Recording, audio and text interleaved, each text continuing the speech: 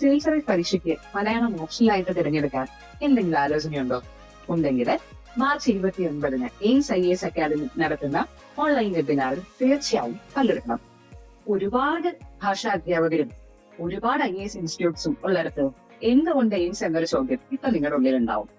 ശരിക്കും പറഞ്ഞാല് മലയാളം ഓപ്ഷനിൽ പഠിക്കുന്ന സമയത്ത് അതിന്റെ സിലബസും ആ സാഹിത്യ പുസ്തകങ്ങളും മാത്രമല്ല എയിംസ് പഠിപ്പിക്കുന്നത്.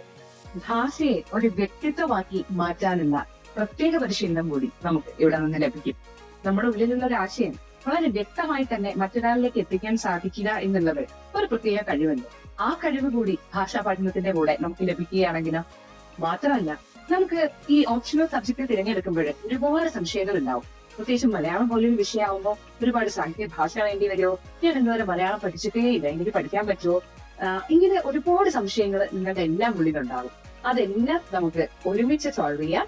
എല്ലാവരും കൃത്യമായി മാർച്ച് 29-ന് ഓൺലൈൻ വെബിനാറിന് നിങ്ങളുടെ പങ്കാളിത്തം ഉറപ്പാക്കും. നന്ദി.